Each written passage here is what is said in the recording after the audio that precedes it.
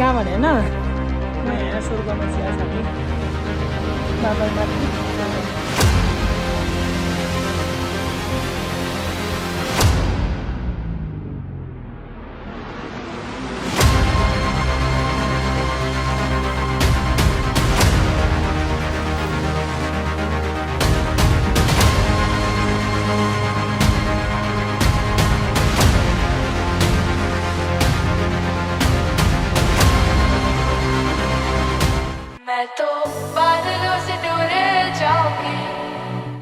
बेतानचोकको डाँडा जाने कता अड्यो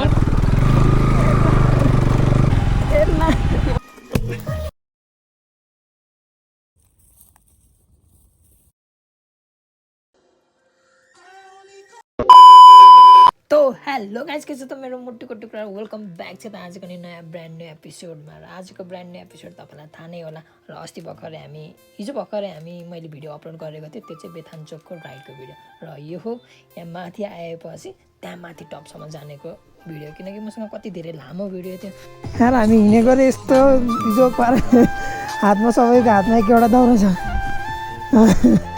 धन सुकेको दाउरा रहेछ तपाईँहरूले यो भिडियो हेर्नु भएको छैन भने हेर्न सक्नुहुन्छ म भिडियोमा पिन गरिदिनेछु यो चाहिँ बेथानचोक यहाँ टपसम्म आउँदाखेरिको राइड हाम्रो एकदमै राम्रो पनि भएको थियो झन्नै म भिडबाट पनि गुल्टिनँ तपाईँहरूले हेर्न सक्नुहुन्छ कति यहाँ यसपछि अलिकति उता गएपछि मेरो गोप्रोको चार्ज नै सक्यो किनभने मैले गोप्रोमा एक्स्ट्रा ब्याट्री ल्याउनै बिर्सेछु अब हतारले आएपछि एउटा न एउटा चिज त बिर्सेको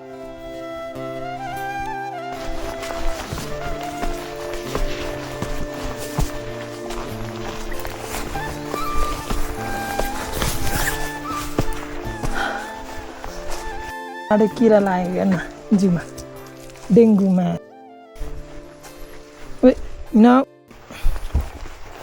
कता जाने हामी यता भर्याङतिर होइन होइन यता यता बाटो होइन भनेको एउटा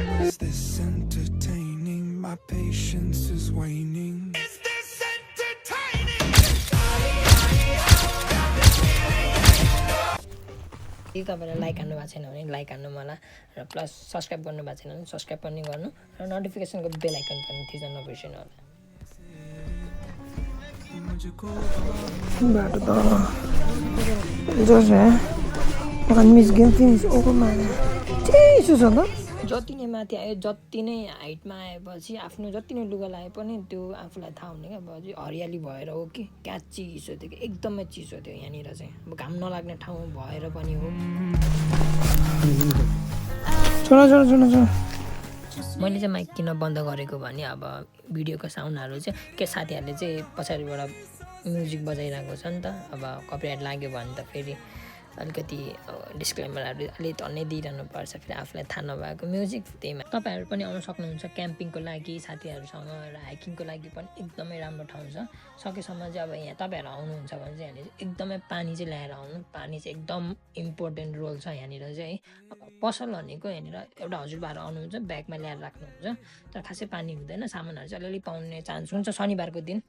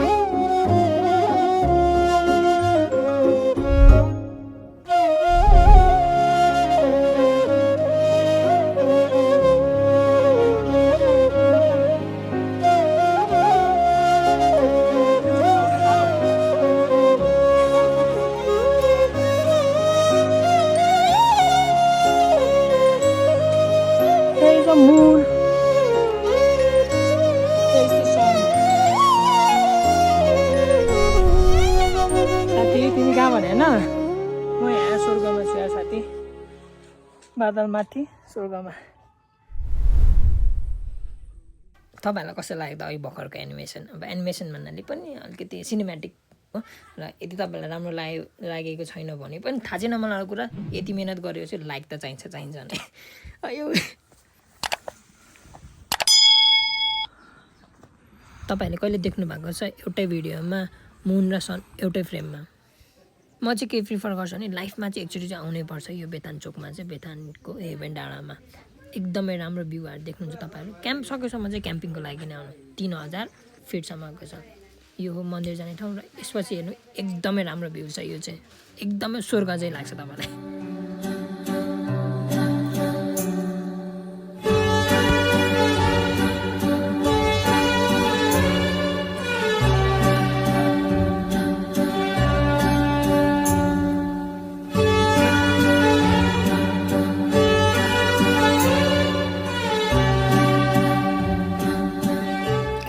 घरमा बहाना बनाऊ, घरमा गर्लफ्रेन्डलाई झुट बोल, जेसुकै गर, तर यो ठाउँमा चाहिँ जसरी भयो नि आऊ है, जसरी भयो नि आऊ। एकचोटि अब लाइफमा कतिचोटि जिउनु, एकचोटि मरेर एकैचोटि स्वर्गमै जानु छ भने चाहिँ यहाँनिर आउँदा चाहिँ हुन्छ है। लाइफमा चाहिँ एकदम दामी छ, तपाईँहरू आउनु सक्नुहुन्छ। काठमाडौँबाट धेरै टाढा पनि छैन।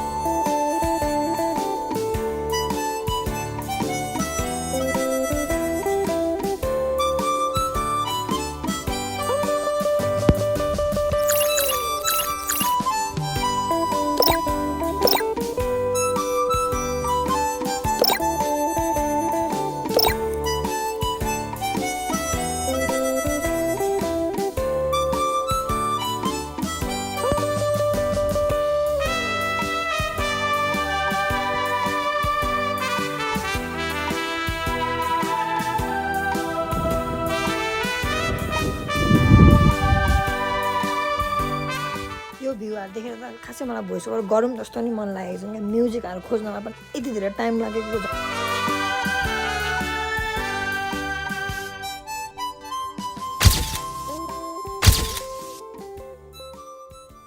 A few moments later, मेरो चाहिँ क्याम्पिङको लागि नै आएको थियो। हामीसँग सबै कुरा इक्विपमेन्टहरू सबै कुरा थियो र हाम्रो फायर उहरू आगो बाल्छौँ, आगो बालेर हामीसँग टेन्ट सबै कुरा थियो र टेन्टको भिडियो चाहिँ बनाउन पाएन किनकि साथीले यताउति भिडियो लग्दैमा अनि हामी यहाँ नाचिरहेको थियौँ कमरिया ललिपप लागेलु, किनकि मैले ब्याकग्राउन्ड म्युजिकहरू अफ गरेको हुन्छु अनि कपिराइट लाग्छ भनेर। यसरी नै हाम्रो रमाइलो भइरहेको थियो र तपाईँहरूले देख्न सक्नुहुन्छ रातिको नाइट मोडको फोटो एकदम यस्तो दामी आएको छ नि।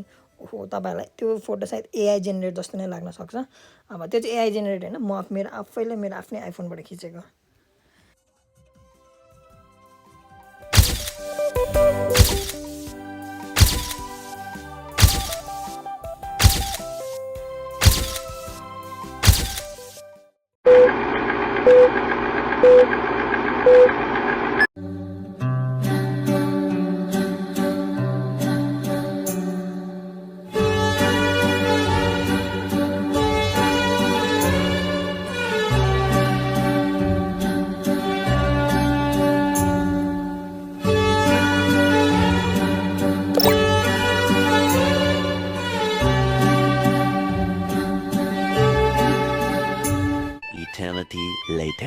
यो चाहिँ मेरो लागि फर्स्ट टाइम होला कि यसरी, फर्स्ट टाइम त होइन जोस् फर्स्ट टाइम क्या यस्तो एडभेन्चर अनि यसरी स्वर्ग चाहिँ मलाई फिल भएको थियो कि यहाँ बसेपछि त मलाई घर जान पनि मन लागेको थिएन क्या। र सँगसँगै हामी निस्किसकेपछि अरू टिमहरू पनि आउनु भएको थियो, एकदमै खुसी लागेको थियो मलाई चाहिँ, किनकि मलाई चाहिँ हामी मात्रै होला भन्दा एकदम डर लागेको थियो, तर हामी सँगसँगै अरूहरू पनि आउनु भएको थियो।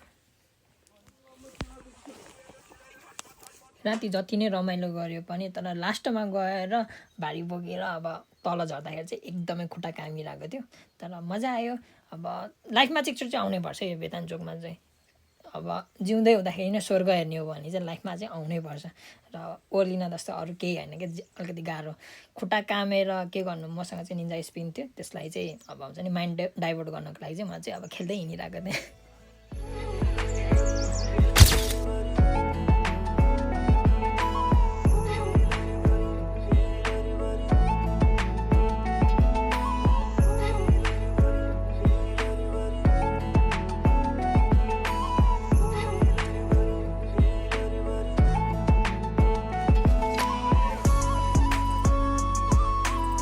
यदि मेरो भिडियोमा केही कमी कमजोरी भएको छ या फिर केही पुगेन भने तपाईँहरूले कमेन्ट गर्न सक्नुहुन्छ। आई होप भोलिको दिनमा म फेरि अलिकति राम्रो भिडियो बनाउन सकौँ भन्ने आशा छ मलाई।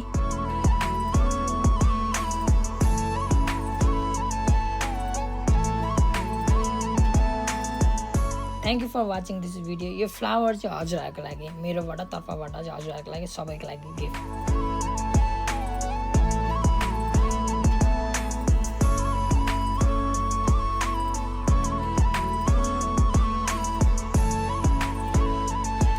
लास्ट डेस्टिनेसन फाइनली हामीहरू आफ्नो बाइकबाट आयो र अब बाइकबाट चाहिँ अब ओह्रालो झर्नुपर्छ, तर त्यो चाहिँ एकदमै गाह्रो छ। तर ब्रेक लागेन भने एकैचोटि स्वर्ग पुगिन्छ। र thank you for watching this video. र तपाईँहरूले सब्सक्राइब गर्नुभएको छैन भने सब्सक्राइब गर्नु र लाइक थिच्नु र नोटिफिकेसनको बेल आइकन थिच्न त बिर्सिँदै नबिर्सिनु। ठ्याक्क उ छ भरेङ त्यहाँबाट भरेङ जानु